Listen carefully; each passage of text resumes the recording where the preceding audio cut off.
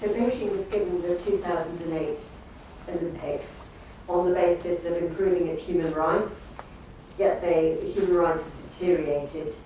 After being given the Winter Olympics, what leverage do you think the West still has on the CCP? How can the CCP be made accountable for its crimes against humanity?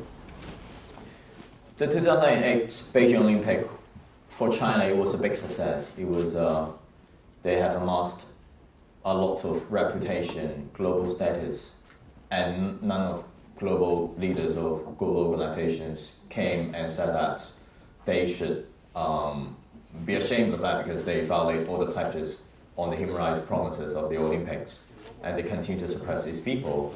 And I think 14 years later, the situation changed completely. There have been a lot of campaigns urging at least diplomatic boycotts, and a lot of sponsors are really reluctant to promote for the Olympics with a high profile, and its viewership is much less than the previous ones. So I think we've indeed created an environment that the IOC and the other organizations who are complicit to Beijing's human rights violation, they feel embarrassed and discouraged to the current situation. And I think if we do more, then we can make sure Beijing won't get the next Olympics, or at least in decades' time.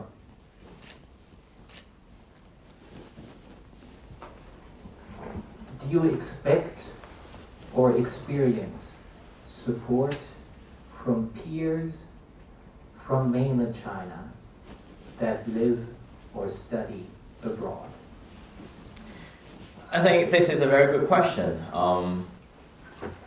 I often have talks in universities, and it's always after the talks that there were students from mainland China came and tell me that they were very sympathetic about the protest or even supported the protest, but they are unable to show them because they know there are people watching them, and maybe they will be reported if they show their support on the talk. And I think that is the tragedy. We, of course, our stance are very clear. We are going against a regime, a totalitarian regime, but not its people. We don't conflate the concept of a country, a regime, and the people, and we made very clear that actually Chinese people could be the ones who suffer from the Chinese totalitarianism. Let us just look at the Chinese human rights lawyers and all those human rights defenders who just fight for social justice and social issue, and they end up being jailed or being persecuted in maybe a more terrible term than the Hong Kong protesters. So I think for me, I would definitely be more welcomed if there are Chinese students they really wanted to talk about things like this, or I would expect them if they receive education overseas, they're not in that kind of information bubble provided by the Chinese Communist Party in order to curb them from thinking independently. These interactions are much more welcomed.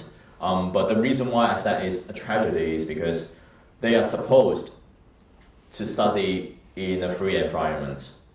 Universities are supposed to protect them from being hunted as long as they are willing to get in touch with the outer world, right? But for now, the university failed to do so. As we all know, and I was in multiple occasions that Chinese students came up to me and said that they are clearly being watched. It's an open secret that they will be reported every single actions, but there had not been any actions taken by schools, by authority, or any other institutions. And for us, for example, when a figure like me proposed those problems, Chinese government would say that, oh, you're witch hunting, that you're trying to stigmatize us, you stigmatize the Chinese organizations. But in fact, those who are suffering are the Chinese students who are with independent thinking and who are being educated in a more liberal terms. And that's why I think it's a tragedy. And I think institutions, education institutions should take responsibility, should block those infiltration and those culture of turning each other out and that kind of surveillance from the Chinese Communist Party We just have to promise, and we just have to make our schools and environments more safe for people who are facing all these persecution. What do you suggest that those not from Hong Kong do to help your situation, maybe specifically those in Britain?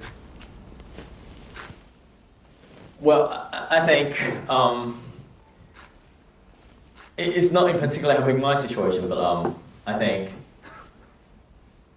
at least for a lot of Hong Kong people, they also face a lot of difficulties and probably more pressure than I when they had to leave. When we look at the figure, we've already got more than 9,000 applications for the scheme for Hong Kong people to come to the UK, and the Home Office is estimating there will be more than 320,000 Hong Kong people come to the UK in 5 years. Is the largest resettlement plan in recent UK history, and how we can utilize our resources to help them to be settled and incorporate them into the larger community so that Hong Kong people don't feel like they're being isolated. I think this is a really important thing to do. And it starts with understanding. It starts with you understanding what Hong Kong people went through. And whenever you talk to them, you kind of like understood the reason why they leave and why they end up in the UK. It helps a lot for them to feel accepted and to feel understood. And that's why I think it is really important for us in the UK. We've also got a responsibility to know a bit of Hong Kong, because we are going to have a community or communities that with visible Hong Kongers existence. And if we don't know about them, then it is impossible for us to welcome them in a positive way. So I think it starts with all of us doing our part. And of course, for Hong Kong people, we face, especially in Hong Kong, we will face a lot of persecution, like cultural annihilation, protest memory erasing, things like this. A lot of protest movies in Hong Kong, about the documentaries about 2019 Hong Kong protests, they are now banned from screening in Hong Kong. In our history book, a lot of crucial incidents are being rewritten. A lot of our history are being morphed into a way that benefits the Beijing narrative. Our diasporic Hong Kong community also showed a certain responsibility to preserve those truths, to preserve those protest memory and the culture that truly represent our spirits.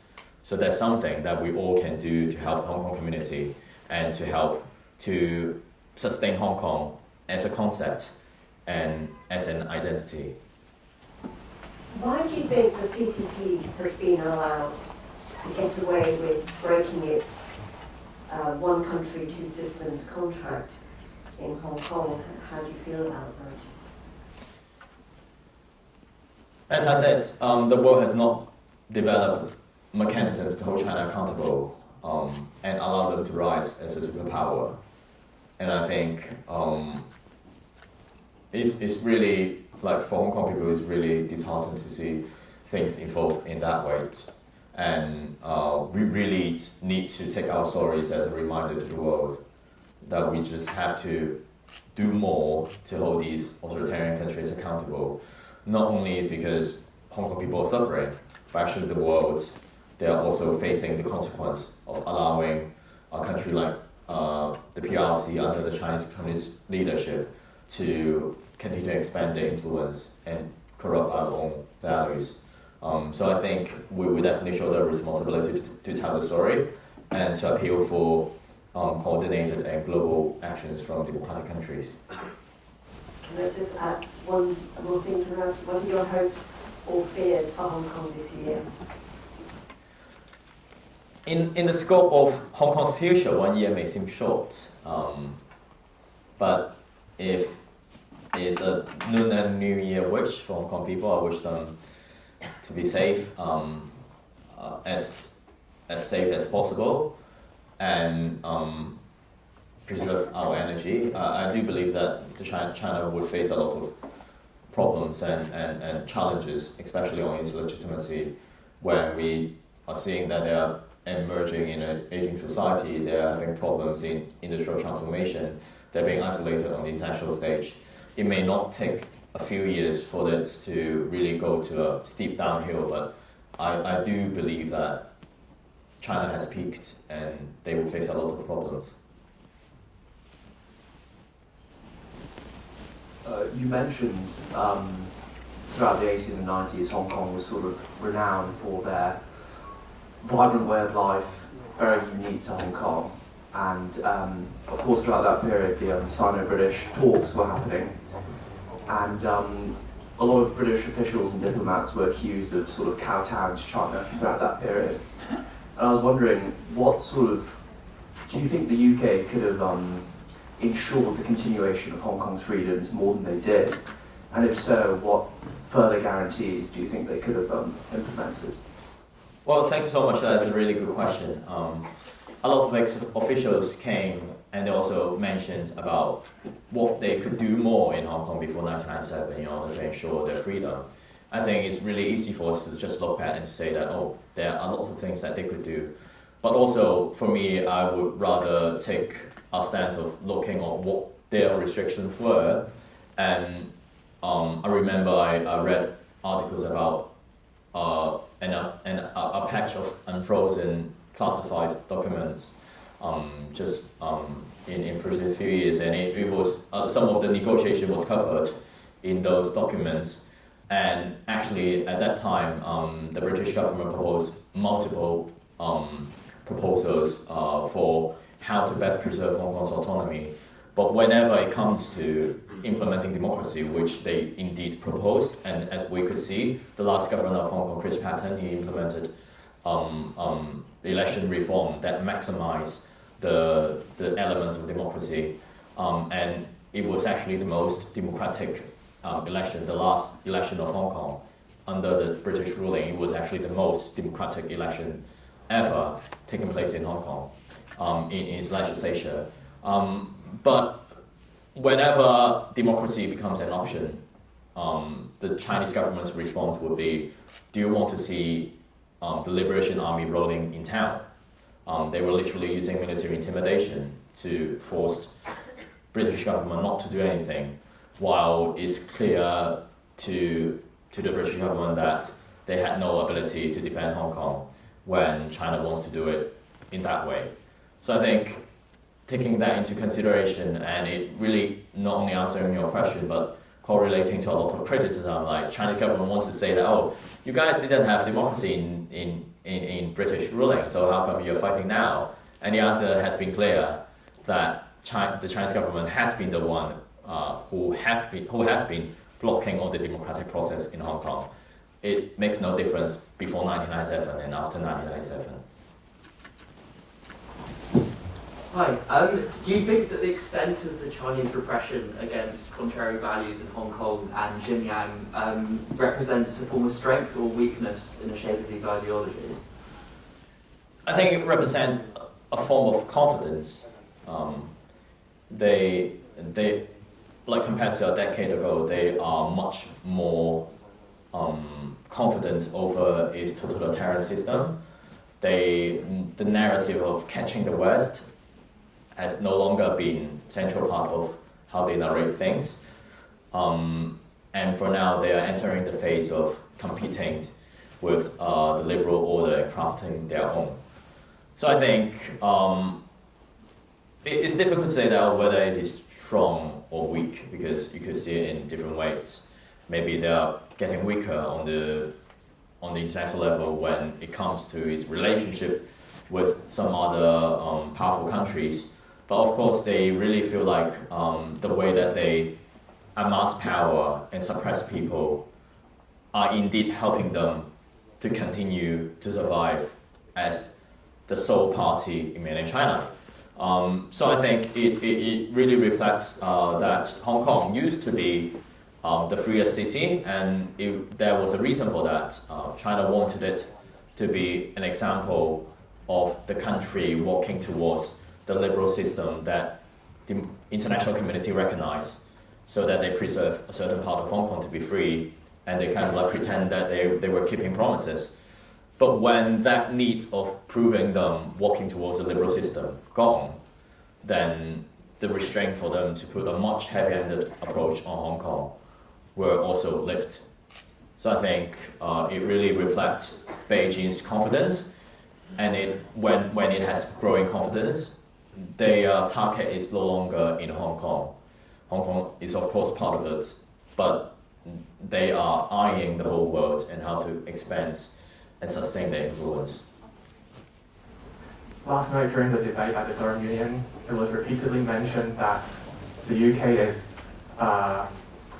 is involved in like trades with China, like large amounts of money were involved, and this actually, like, do you think that the international community is going to be held back by self-interest when they assist Hong Kong or assist like those being oppressed in China? Do you think there's a dilemma between self-interest and like promoting human rights or protecting people's human rights? It's always a process of negotiation. When we look back to 2014, the umbrella movement in Hong Kong, I don't know whether you all remember, but there were much fewer international coverage than we had in 2019. And for example, the US government, the UK government didn't really speak loudly about it because, for example, the UK government was in a golden phase, the golden era with the Chinese government. And because of that geopolitical reasons, they had spoken very little about the protests in 2014 and in support of Hong Kong. And the same applied to the US government, that they had a really good relationship with China, they were building up a buddy system. So doing international advocacy work or getting support for Hong Kong, getting support for any major human rights causes, it must be impacted by geopolitical and some other factors. Business is one of them. So for me, the only thing that Hong Kong people could do is, if we can ride with the wind, then we ride with it. But we cannot, then we try to create our own. And the most important thing is we before we propose things like this, we must understand the limitation and the negotiation in between all those factors. Economy is one. Of course, we wanted to move to a direction that we can reduce our reliance on China, that we can reduce the possibility for them to do economic coercion and punishment towards our economic system whenever they feel they're uncomfortable over our criticism. But you also have to have a process to provide incentive for corporation to do it. For example, there has been funds for the Japanese government and the US government to help corporations to remove their operation from China. And those are the policies that may not sound juicy, but it's actually helping the cause. So for me, rather than to say that whether like being vocal to China or doing business in China is in a dilemma or shall we pick one of them, I would say that we should actually really think about how we could provide incentive to decrease the reliance on China and how we can be more independent and have more freedom to talk what we want and to act in the way that we prefer. I'm afraid the time is limited, and we will take the last two questions from. Yeah, thank you. So as you all can tell now, the Hong Kong situation is deteriorating day by day, extremely radical now, and like the police enjoys the privileges and the abuse of power, or Chinese-funded comedies are all around the business environment. So to be honest, it seems like it is impossible to bring democracy to Hong Kong, or pessimistically speaking, it would soon to be the next Macau or another province in China for the next 5 years. So as a lobbyist, what exactly are you pursuing through lobbying? Is it to raise awareness, or to build a new Hong Kong elsewhere, or is it to bring full democracy to Hong Kong? If it is the last one, what exactly is the procedures to do that? Like Professor Benitez had made a 10-step scheme to gain legislative majority a few years ago. So what exactly is the procedure to do to achieve full democracy? Well, thank you for the question, and I must declare I'm not a lobbyist. There is a very strict and political definition to become a lobbyist. You have to be registered, and you have to go through a whole procedure. So I am not a lobbyist. I'm in no way of doing the narrowly defined lobbying work. I'm raising awareness, and I'm an activist. I think you have posed a very valid question. If we want democracy, how we achieve that? And for me, I must confess my incapacity of thinking a blueprint for us to achieve what we want. For me, it's definitely fighting for democracy. It's definitely blunting China's influence. It's definitely making China into a way that they are so uncomfortable with their current system that they must change, whether in a way that there is no Communist Party or in a way that there can be more parties competing for control, or they're respecting more to autonomous regions. I think there are a variety of changes that could come, and I don't think, well, to be honest, I don't think any one of us could provide a blueprint of what we're heading to. It's basically impossible, because if we are talking about not only China-Hong Kong relationship, but in a broader term, that how the world could contain China's influence, and how the world to exert its influence in order to make China or Hong Kong into a more democratic place. There are just so many factors and so many players in that equation. But for me, I think, as I said, as Hong Kong activists, the least things that we could do is continue to raise awareness. I don't think it's possible for us to change government's attitude if we don't have grassroots support. We're in a democratic countries.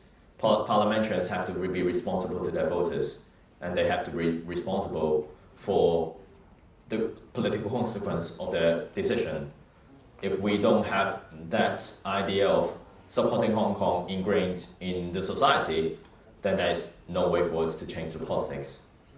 And furthermore, that we have to build a much stronger presence in the way to influence politics, not in a narrower term, not necessarily to be 10 Hong Kongers becoming parliamentarian and speak for Hong Kong, but we must let the practitioners to know that we've got a visible presence, we've got influence, we're a force of good, and they would take our preference into consideration. For me, we propose a lot of things, whether to build new Hong Kong, whether to get full democracy, etc. I think sometimes they're not contradictory. If we are thinking about how we can, like, for example, if we're thinking about our identity is our strongest weapon. So we definitely have a part of preserving that, given that in Hong Kong, a lot of things that really built our identity will be erased. We would continue to preserve our culture, preserve our identity. We'll continue to do advocacy work around these things in order to make an impact. So for me, yes, I must confess I'm unable to provide a blueprint, but I know what I can do now, and I know what my role best suits, and I would just keep doing it, and to hope that it opens up certain window that maybe in a few years' time we could definitely see the path going back home. I would like to thank Nathan once again. Please give Nathan another round of applause.